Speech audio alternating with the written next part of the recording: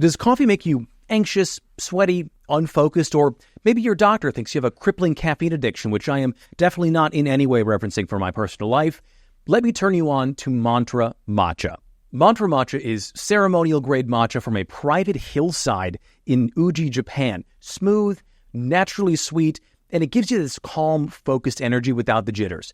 It's packed with antioxidants like more than 130 times more than regular green tea, so you feel energized and you feel good. Now, the matcha flavor isn't for everybody, but good news, Mantra has 6 infused flavors like banana cacao, strawberry lemon, cinnamon goji berry, and rosehip dragon fruit, which sounds like a name from Game of Thrones, but it's delicious. Plus, every box you buy helps provide a meal to a child through the No Kid Hungry program, which we love. Now, right now, listeners to Make It Make Sense can go to mantramatcha.com and use the code MIMS25 for 15% off. Now, that code also supports Make It Make Sense with a commission. That's how these things work. I got to legally tell you. But the good news is you'll help the show, you'll stay caffeinated, and maybe not too much. Again, that code at mantramatcha.com is MIMS25 for 15% off. Mantra Matcha, less chaos, more clarity, 2 things we could all use a little bit of right now. All right, let's get on with the show.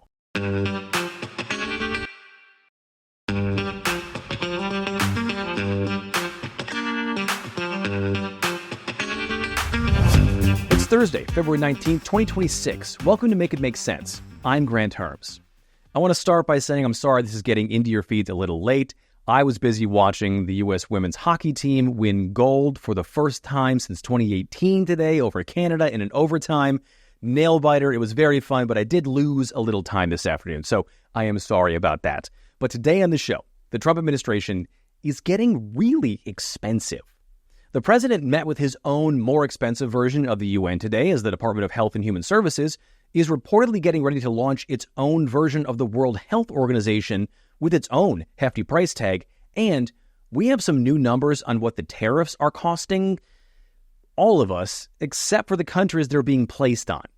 And those are just the appetizers. So before we dive in, make sure you're following or subscribe to the show wherever you get your podcasts. Leave a review or a comment. It really helps Make It Make Sense get out to more people. And make sure that you're subscribed to the Make It Make Sense Substack, where I've got a brand new piece out today, fact-checking the latest video from right-wing YouTuber Nick Shirley. If you don't know who he is, he was the guy who was behind the original video that led to all of the chaos that we saw in Minneapolis. And now he's set his sights on trying to prove mass voter fraud in California, except he doesn't do a very good job of that. It's a breakdown that no one else has done or is doing right now, and you can get it for free on the Make It Make Sense Substack. All right, let's get on with the show. There's been a lot happening in the Trump administration in the last year and change, and it's been a lot to take in. I've done my best to keep you informed of all that stuff, but today I thought I'd bring some receipts. And now I normally do, but I mean like literal ones for money. Because despite promises that the president was going to make America wealthy again and bring prices down and give all of us more money, he's been spending an awful lot of our money on things that are more expensive than if he'd just done nothing at all. And I want to be clear, too. This isn't about keeping President Biden's budget or what the Democrats want. Presidents and political parties who are in power obviously have the ability to make changes to fit their priorities. What we're talking about are the extras, the presidential vanity projects, the department name changes, shuttering agencies, and the extra cost of sending troops to U.S. cities and other places around the world. It's also by no means an exhaustive look because some things aren't tracked or it's just too early to know the full cost. But let's start with those 2 things that I mentioned before. Trump met with leaders from 27 different countries today for the first meeting of his Board of Peace. It's meant to be a direct competitor to the United Nations, sort of like a Legion of Doom to the Justice League, with Trump as the lifetime chairman with total control. It really is a who's who of global authoritarians like leaders of Hungary, Belarus, El Salvador, Argentina, Cambodia, and of course, Trump's new friends with ties to terrorists in Saudi Arabia, Qatar, and the United Arab Emirates. Not a single Western European or North American ally is a part of this group. Now, Trump said each of the member countries would have to pay to be a member for 3 years or pay $1 billion to be members for life. Who was paid so far and where that money is going We don't know. But like I said, Trump is lifelong chairman, so the thing you're thinking about where that money is going is probably a good guess. But just to get it started here, it's going to cost the U.S. more than $10 billion alone, let alone what it'll cost to keep it going every year after that. Now, right now, according to Pew Research, between what the U.S. puts into the regular budget and the peacekeeping budget at the UN, we spend roughly $827 million. I know that sounds like a lot, and it is the most of any member of the UN. And to be fair, we are the richest member of the UN with the largest military, and the cost of being a member is based on a percentage of how rich a country is, not a flat fee. It's not a country club. But when you compare the costs between Trump's Board of Peace and the UN, Trump's Board of Peace is costing us roughly 12 times more, and what we're getting out of that, we have no idea. Now, moving on to Health and Human Services, where today, the Washington Post broke the news that HHS wants to create its own World Health Organization rival after we pulled out of the World Health Organization last month because it doesn't support the debunked conspiracy that COVID was designed in a lab and released on the world by China. Instead of what the scientific consensus is that it naturally developed in the wild. According to the Post, this new U.S.-led global health agency is going to cost around $2 billion a year, and we don't even know if that's the full cost just to get it off the ground. According to HHS's own numbers, the U.S. is spending around $671 million a year on WHO membership, around a third of the cost of this new thing the administration is building. That's a lot of money. And speaking of building, let's talk about the cost of what Trump is building in and around Washington, D.C. For starters, Trump has closed the Kennedy Center for Performing Arts, a taxpayer-funded building and organization, for renovations that cost somewhere around $257 million, according to what Republicans have set aside in their funding bills. And while Trump has promised that his new ballroom, which just got approved today, is going to be funded only by private donors, the cost of that has ballooned from $100 million to $400 million, which might end up being more than donors are willing to pay, which could leave us, the taxpayers, on the hook unless we just want a hole in the ground next to the east wing of the White House. And for now, we aren't on the hook.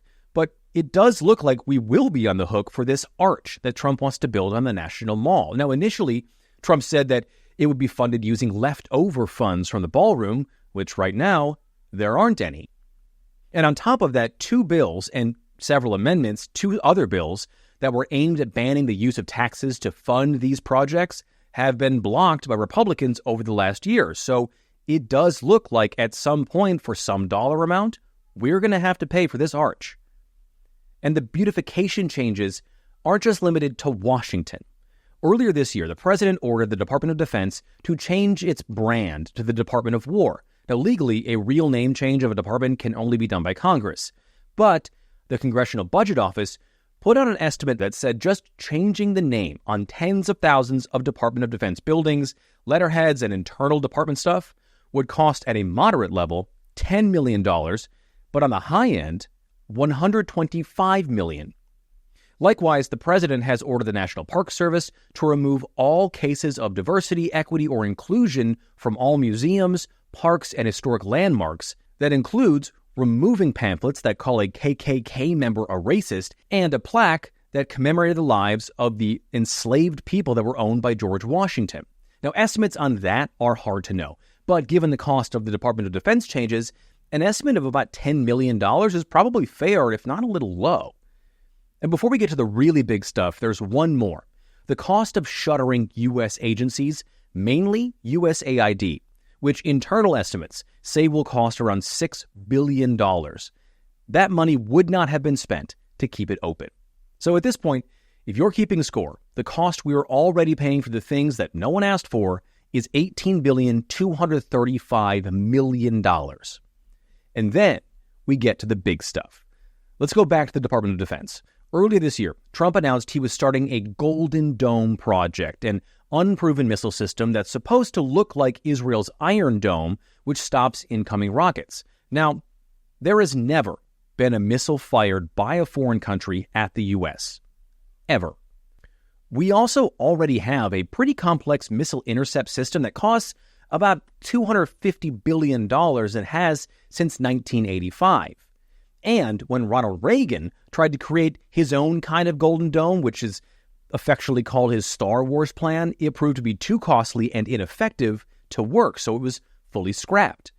Trump's Golden Dome program will cost $175 billion, almost 3/4 of the entire price for our current missile defense system over the last 40 years. On top of that, inside the DoD is the cost of what we're doing in the Caribbean and Venezuela, which is now estimated to be around $3 billion, according to Bloomberg. And now, if you think that money should already be a part of the DoD budget, it's not. An expert from the Center for Strategic and International Studies told Bloomberg there is no contingency fund for unexpected operations. Conflicts cost extra. So, just to check in on our receipt tracker here, that brings our total to roughly $196 billion.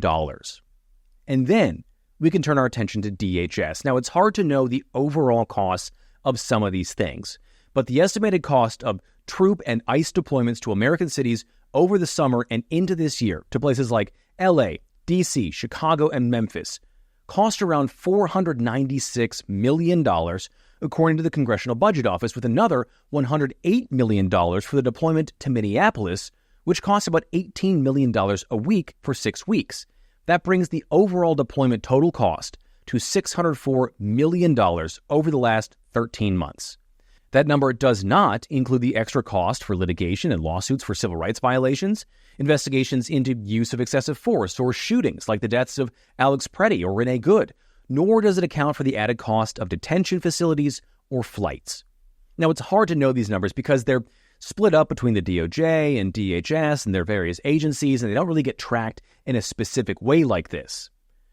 But then there's the one that I want to talk about that hits you every time you go to the store. The New York branch of the Federal Reserve released new numbers just last week about how much the tariffs are costing us, and it is eye-popping.